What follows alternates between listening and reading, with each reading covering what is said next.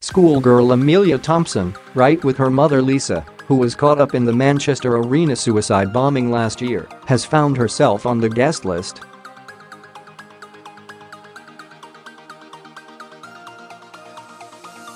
And in a touching gesture, the 12-year-old is planning to take a grandmother who lost a loved one in last year's terrorist attack.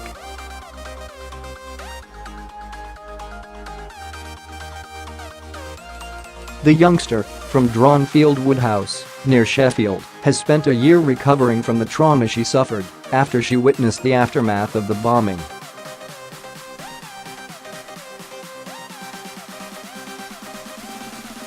But the invitation has helped to lift her spirits indeed. Amelia said she was speechless when she saw the message saying she was going to the wedding.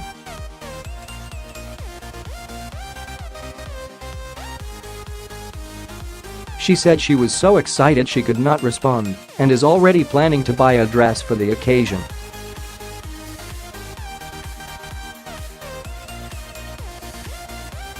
Movingly, she has decided to give her other ticket to grandmother Sharon Goodman, whose 15-year-old granddaughter Olivia Campbell-Hardy died in the attack.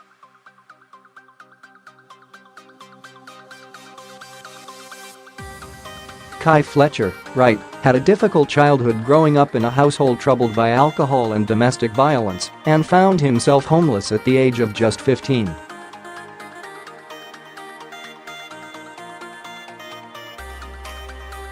After turning to Bath-based charity Southside for help, the 18-year-old now works for the organization as a young advocate team leader, having turned his life around.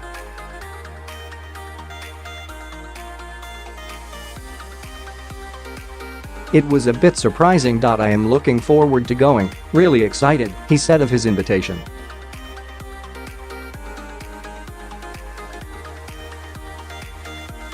Mr. Fletcher, who lives in Bath, said he would be taking his sister Louise with him to the wedding at Windsor Castle next month.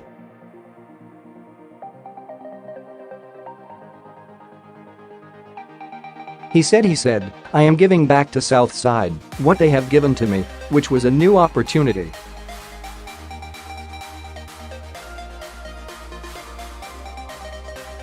A former Royal Marine's love of rally cars led to him leading a charity helping ex-service personnel and has now seen him invited to the royal wedding.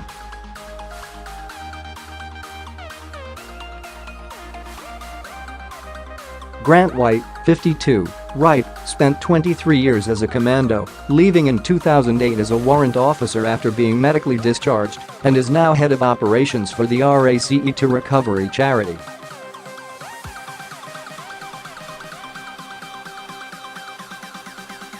The charity, which runs an off-road team that has competed in the Dakar Rally, provides opportunities in motorsport for people who have suffered life-changing injuries.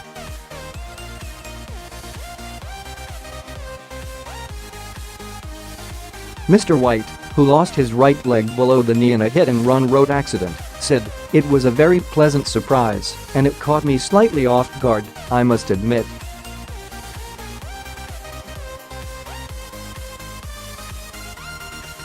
"It is a fantastic opportunity and a great occasion. He has not met Prince Harry personally, but has met other royals during his long military career."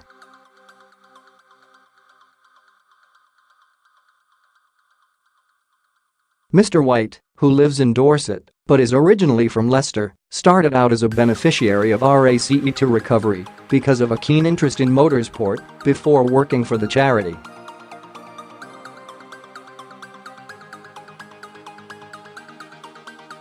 "The priority will always be wounded, injured and sick service personnel," he said.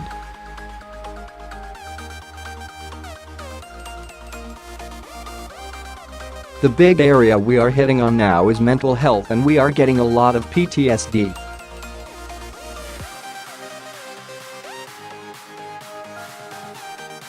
In the old days it was all amputees, people like me, and wheelchair users. I am now trying to push people's mental boundaries."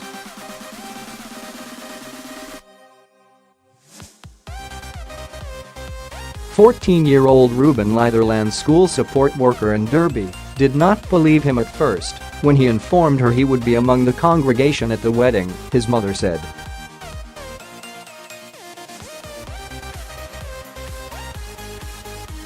The St. Benedict Catholic Academy pupil, Wright, who is deaf and has set up a lunchtime sign language club at school, is still coming to terms with the news, she said.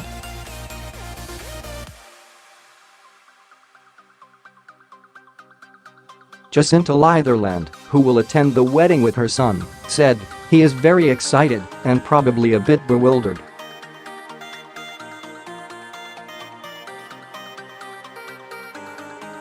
It's just not quite sunk in." She said she was very proud of her son's achievements, which include campaigning for deaf-friendly cinema screenings at such a young age.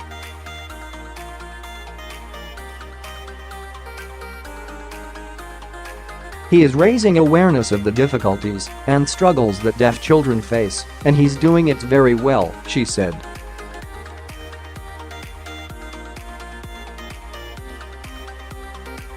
Miss Macaroon Rosie Jinde, 34, Wright, earned her invitation after Harry and Meghan were blown away by her Birmingham's social enterprise and baking business on a visit to the city earlier this year.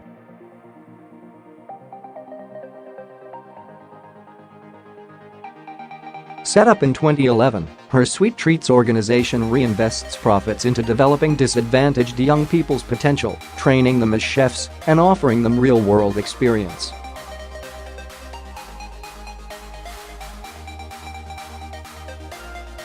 And the royal couple got the chance to sample some of her trainees' macaroons during their visit in March.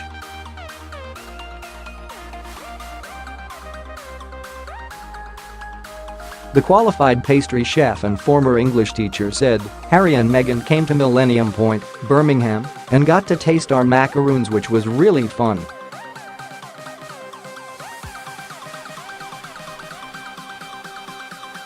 They were both so passionate about meeting all the young girls there and took a real interest."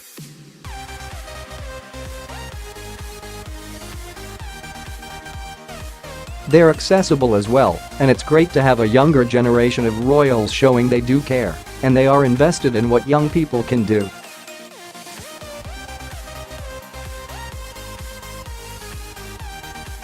Ms. Jinde's organization has worked with care leavers, the homeless, lone single parents and those with mental health problems, introducing them to working life at the firm's shop and bakery, and even giving some the chance to work at Michelin star restaurant Purnell's.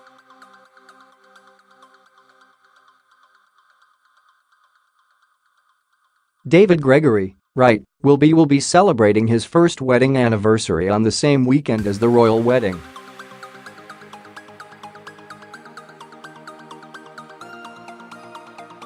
Fortunately, though, the 28-year-old from Bly, Northumberland, is taking wife Hannah to enjoy the festivities in the grounds of Windsor Castle on May 19.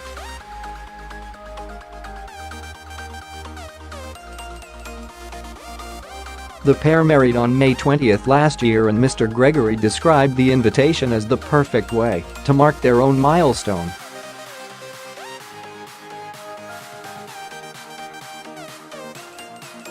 Mr. Gregory, who teaches Year 4 at Newsham Primary School in Bly, said, "My ma'am wanted to go, the head teacher wanted to go, but the only thing that was ever going to happen was for me and my wife to head down."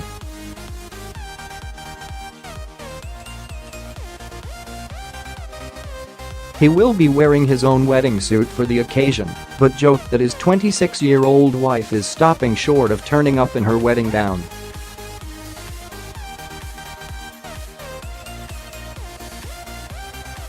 "We'd always planned on celebrating our one-year anniversary as you'd expect, but I don't think it could have been any more perfect," he said.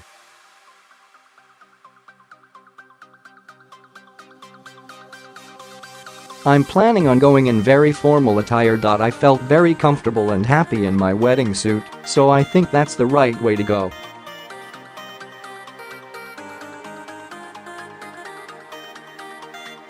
"Obviously we thought about Hannah wearing her wedding dress as well, but we're not going to try and steal any limelight."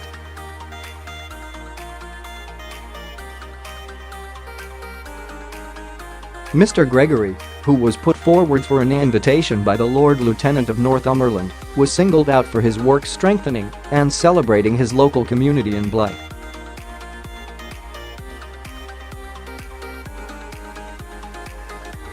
His recycling initiative with pupils won a Love Northumberland award, and he is a driving force behind the Port of Bly's STEM Hub, designed to encourage pupils' engagement with STEM subjects and inspire their future careers.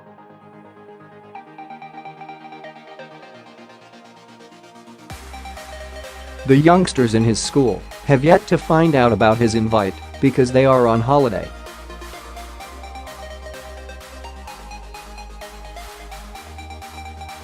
"I can't wait to tell them. We're looking at how we can make this really relevant and real to the children," Mr. Gregory said.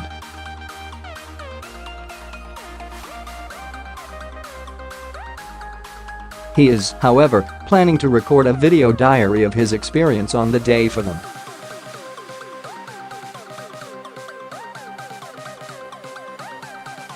Zoe Arginell, above, will be lucky enough to see the couple for a second time, having met them during a recent visit to Cardiff Castle.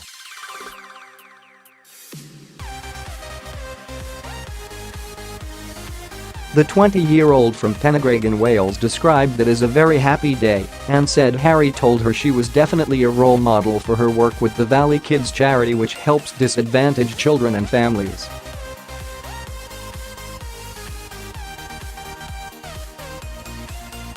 She will take as her guest her 62-year-old grandmother Pat Churches, who she said loves the royals.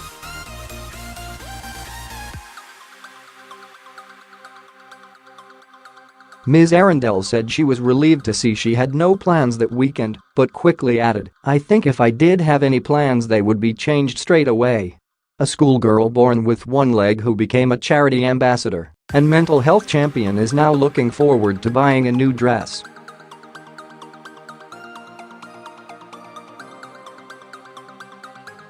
Georgia Furs, 12, right, says she will go shopping with her mother, Gabrielle, 39, who will also accompany her on the day for something to wear for the event.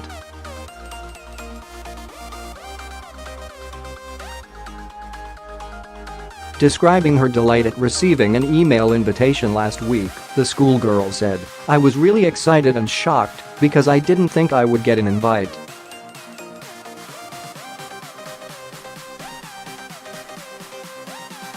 I had been told my name had been mentioned to some people about the wedding, but I didn't think I'd get close to it."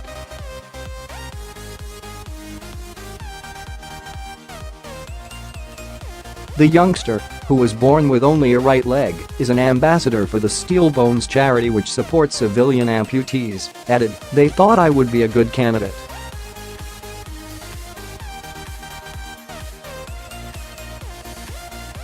I've grown up without a leg and they thought having someone that younger children could relate to would be good."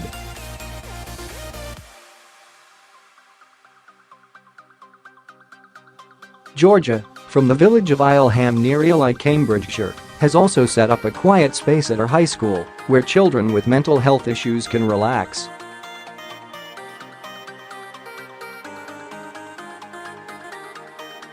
She said, "Me and my friend both suffer from anxiety and mental health. We decided we should do something because we knew a lot of people had similar problems and we convinced the teacher to let us start this up."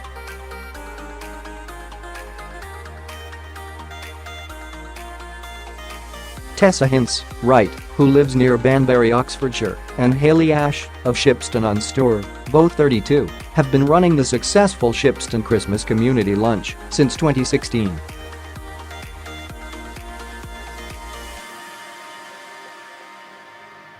The community event brings together people who might otherwise be isolated at Christmas, drawing its funds and produce from public donations.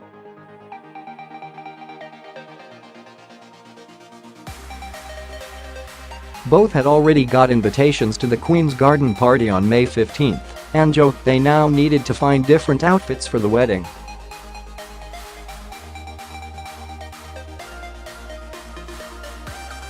Miss Hintz, who is taking along her best friend, said she was absolutely speechless and so excited.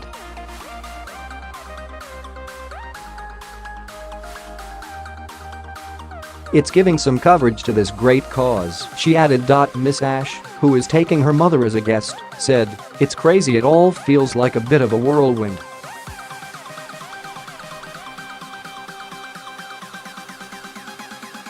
Ex-Royal Irish Regiment soldier Philip Gillespie, right, says it is a wee bit surreal to think he will be there next month with his girlfriend, Kirsty Crawford.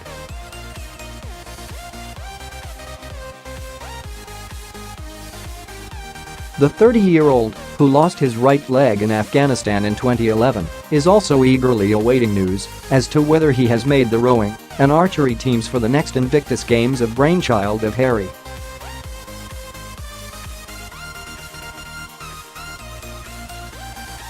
Mr. Gillespie, who is involved with ABF-The Soldiers charity, said he was looking forward to a busy few months with the Invictus trial results, the wedding and then a royal garden party following his BEM award last year.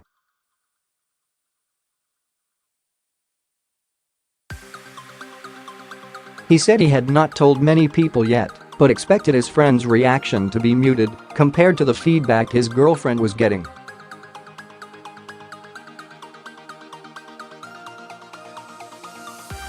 "I think Kirsty has got more of a reaction. I think a wedding is more of a girl thing," he laughed.